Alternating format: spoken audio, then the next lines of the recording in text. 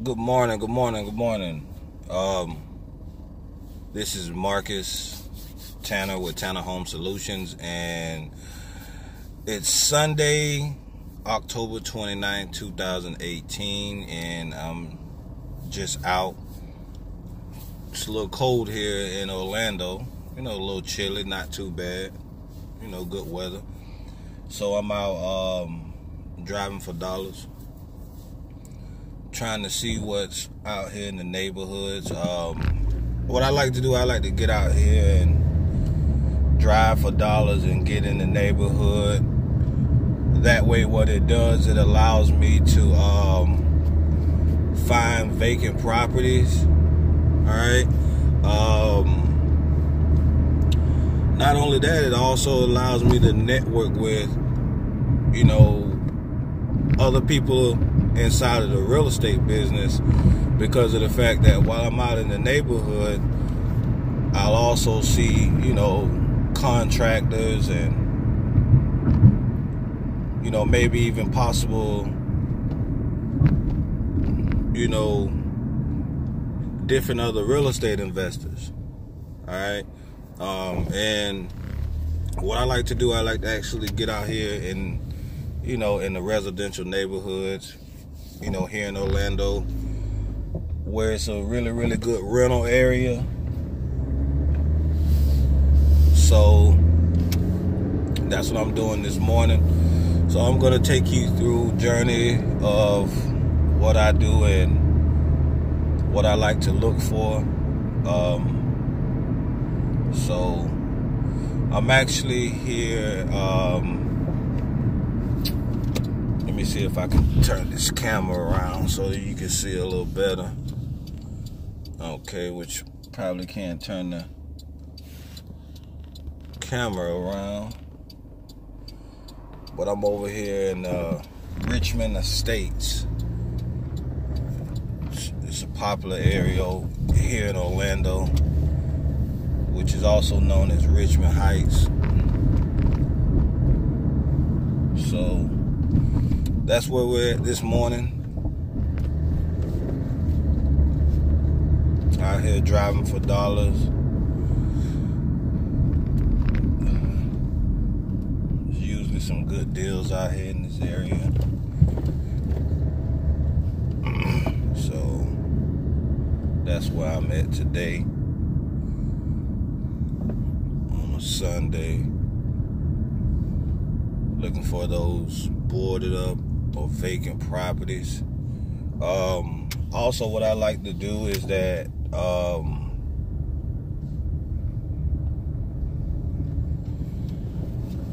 also what you get to meet too is a lot of other investors out here that are actually looking for properties, or you may meet other landlords and stuff like that that are actually, they're actually doing some repairs on their home, whether it's a rehab or just fixing out on the home, or they just got done with an eviction. So evictions are something where a lot of landlords don't like to deal with. Troubled tenants can be a pain. So, and that's one of the lists that I like to target. I like to target eviction lists, simply for the fact that what it allows me to do is meet some investors that have properties up under their portfolio. Either they're looking to sell, they actually, they're trying to actually liquidate some of their portfolio, or they even looking for more properties, and they can be potential cash buyers as well. So not only that, I'm also a broker for Visio. So I do get a chance to network with a lot of landlords and other investors that may need portfolio loans or need to refinance their home where they need to pull out some cash and maybe do some repairs on another property or even invest in the property.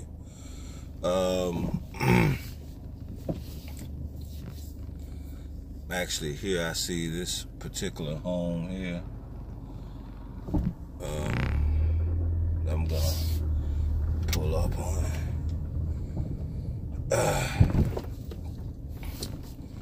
Alright, so this home is boarded up. Looks boarded up and vacant. So let me see if I can see the property. See?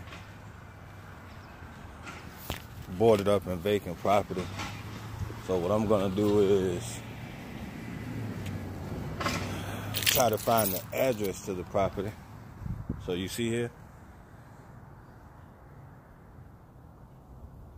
boarded up property. Look like fire damage. You see there? Look like this home was a fire damage home. So what I would do is I would definitely get the address to the home. What's the good thing too, to look around and see if you see any paperwork or anything like that that actually has the address. So for this particular property, I don't see any numbers or anything like that, you know, on the property. So what I would do is that I would do a I would do a Google search, and what I would do, I would get the address on the next house, and then I would do a Google map search. That way I can see exactly what's the address to this property. All right, so that's exactly what I'm gonna do. All right.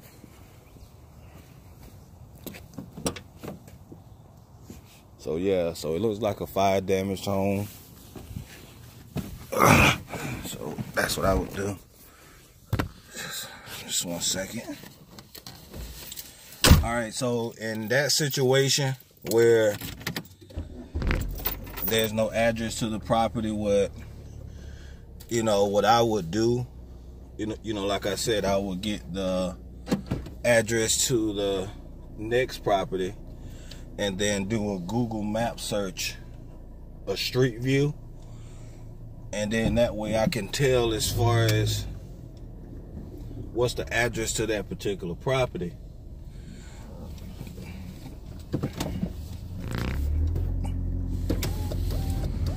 So the address to this next property here,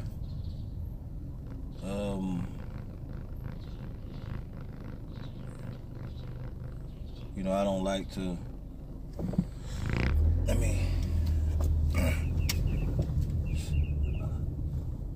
there's no home number on that property that's next to it. And guys, sometimes you have to do this, but hey, it's all worth it in order to get a deal.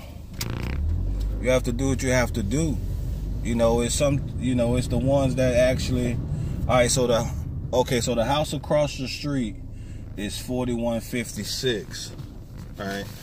And what I like to do, I like to bring me a pad so I can write down.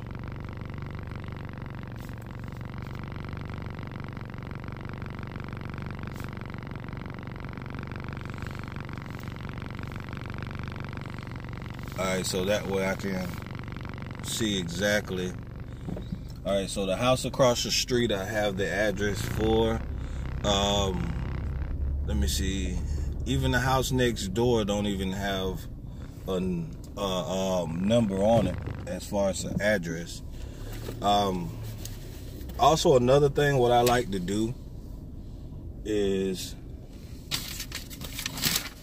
I actually like to take a picture of the home, That way, I've actually know some people, what they do, they take a picture of the home, and then they actually put the picture on the postcard when they actually sending a postcard, to the owner. All right. And let me just put some notes here.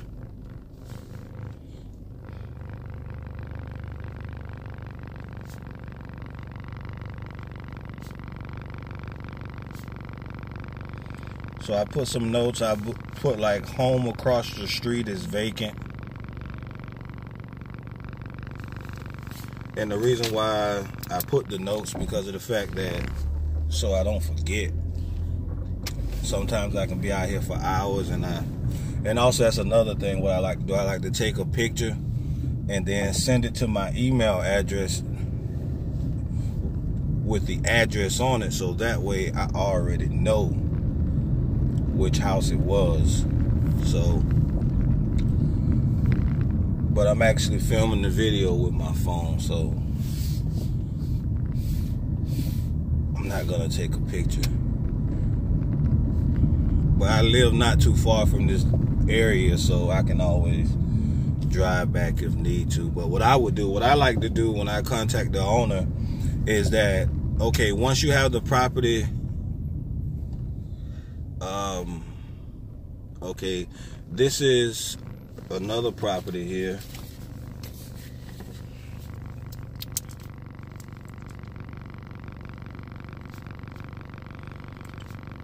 Here's a property that's for sale. All right. Now, even though this property is for sale and is listed with the realtor, I will still look up the owner and I will call them in regards to the property, because it could be another investor that's actually trying to sell the home. And then plus also I want to find out how long the house has been listed with the realtor, and also how long they've been trying to sell. So, maybe they have some motivation. Here's another property that's actually for sale, and it's, look like it's listed with the realtor. Because I like to work with realtors too as well, investor-friendly realtors. They're actually good to work with also. So what I would do is that I would still contact the owner, see if he want to sell the property, even though he has it listed with the realtor. Hold on, I got to get the street address.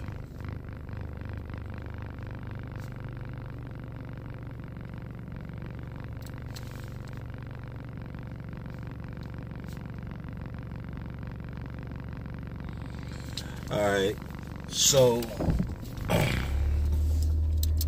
what I like to do is that once I look up the owner, I also like to skip trace them. For my leads where I'm actually driving for dollars, which usually get about 20, 30, or 40 leads, I can actually go ahead and skip trace them myself. And what I like to do, I like to use truepeoplesearch.com to actually look up the owner's phone number and also their email address. Sometimes the email address is listed, and it's something that I've always did. So, the service is actually pretty accurate. What it does, it gives all the possible phone numbers for that particular owner. And before I send any type of direct mail, I pick up the phone and call them. And I pick up the phone and call them to see exactly if they're looking to sell the property, get some information about the property as far as repairs, why they selling, that's very important. So that way, as far as, if it's like, do they need to sell or do they want to sell? That way you find out what, as far as what level of motivation that they do have. All right, because some owners may not need to sell, and some owners may need to sell, but it's up to you to actually determine that. All right, which one would that be?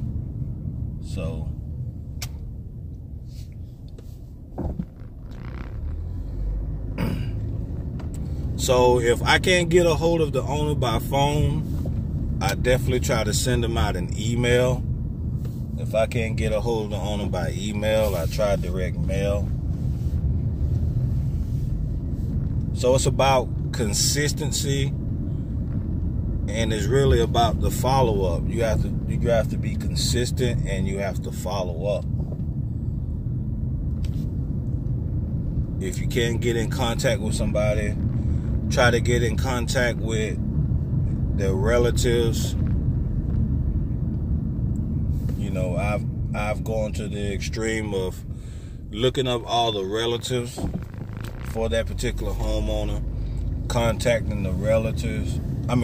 Contacting the relatives.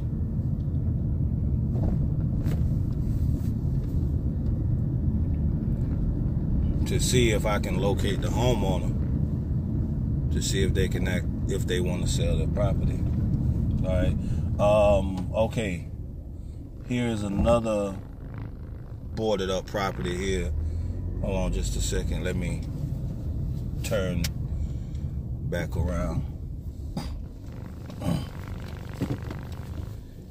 So, there's a car coming. Alright, so here's another boarded up property. It's boarded up, so, and it's not fire damage. It looks like it's in pretty decent condition. So, alright, let's go check this property out. Let's see if we have a address on the property. Look like they do have some notes. Note, it's a big notice on the property too, so I would definitely check that out. All right. Okay. So that's actually a notice. Look like a public records notice here, and it actually tells the address and also who owns it. So, but as you can see, it's boarded up,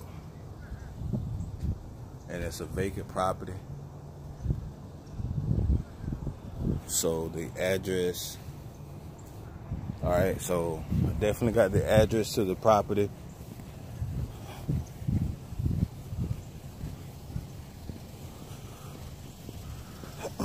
So what I would do is, again, write down the address to the property and try to contact who's in charge and see if they want to sell it. So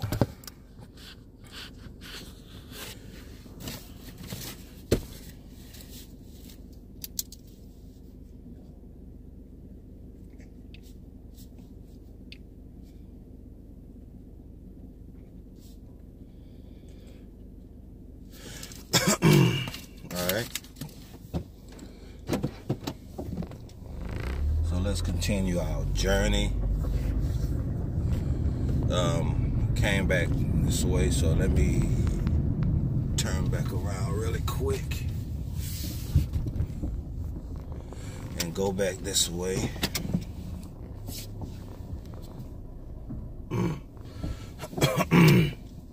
So yeah, so you know, this is one of my best strategies that I like to use is, you know, I put about $30-40 in my tank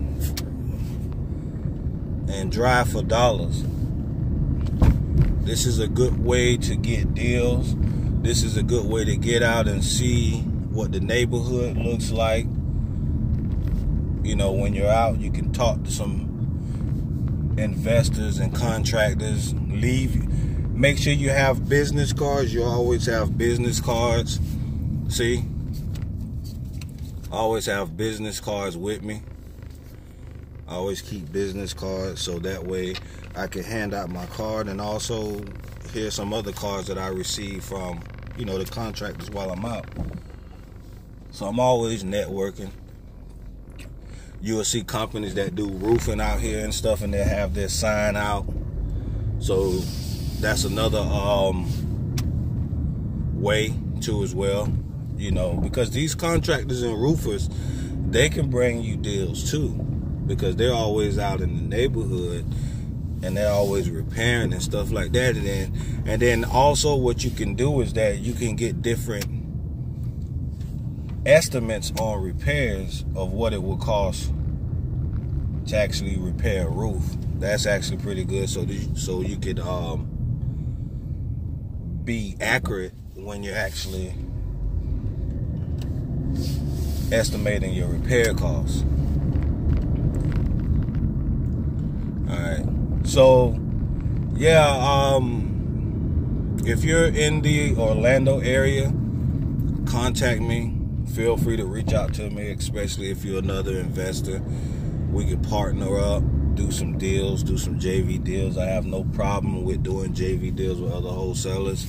I have a really, really good buyers list. So if you're having a problem trying to sell a property, or if you want to partner up and go out and look at some properties, or, if you're new to this business and, you just need a little help, or someone that's actually out here doing it, then give me a call. All of my contact information, I'm going to leave it at the bottom of this video, or you can also go to our website at tannerhomesolutions.com, and you can actually look up all of my contact information, and then just give me a call.